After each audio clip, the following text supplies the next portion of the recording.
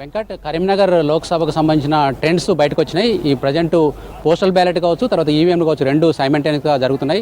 ఈవీఎంలో result కూడా కొద్దిసేపటి క్రితం బయటకు వచ్చినాయి. దీంట్లో కరీంనగర్ నుంచి బీజేపీ అభ్యర్థి బండి సంజయ్ లీడ్లో ఉన్నట్టు కూడా మనకు సమాచారం అవుతుంది. కొద్దిసేపట్లో ఫస్ట్ రౌండ్ పూర్తి చేసుకొని ఓవరాల్గా 7 అసెంబ్లీ సెగ్మెంట్లకు సంబంధించిన క్యూములేటివ్ రిజల్ట్ కొద్దిసేపట్లో ప్రకటించబోతున్నారు. మనకు తెలిసిన లోపల నుంచి వచ్చిన సమాచారం ప్రకారం ఇప్పుడు బండి సంజయ్ లీడ్లో కనిపిస్తున్నారు. ఇప్పటికే మనకు మొన్నటి వరకు జరిగిన సర్వేలు కావచ్చు, తర్వాత ఎగ్జిట్ పోల్స్ కావచ్చు, ఇక్కడ కరీంనగర్లో బీజేపీ గెలుస్తుందన్న ఒక ట్రెండ్స్ విడుదల చేసినాయి. దానికి అనుగుణంగానే మొదటి రౌండ్ ఫలితంలో మనకు చూస్తున్న ట్రెండ్స్ అయితే బీజేపీకి అనుకూలంగా కల్పిస్తున్నాయి. అయితే హోరాహోరీగా పోటీనిచ్చిన కాంగ్రెస్ అభ్యర్థి వెలిచాల రాజేంద్రరావు కావచ్చు, తర్వాత బీఆర్ఎస్ అభ్యర్థి వినోద్ కుమార్ కావచ్చు, వాళ్ళు కూడా కొంత ఆశతో ఉన్నారు. నెక్స్ట్ రౌండ్లలో తాము మెరుగుపడతాం, తర్వాత మనకు లీడ్స్ వస్తున్న ఆశాభావన అయితే వాళ్ళు వ్యక్తం చేస్తూ ఉన్నారు.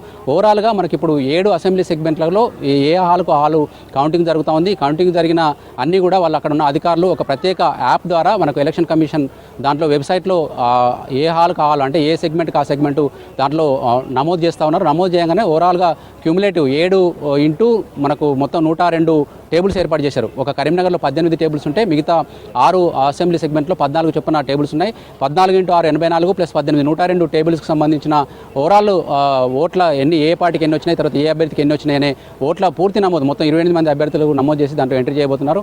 ఇప్పుడైతే కరీంనగర్ అసెంబ్లీ సెగ్మెంట్లో కొంత బీజేపీ ఎక్కువ లీడ్లో కూడా కనిపిస్తున్నట్టుగా మనకు సమాచారం అవుతుంది. సంఖ్య అన్అఫీషియల్ కాబట్టి సంఖ్య ఇప్పుడు నేను చెప్పట్లేదు.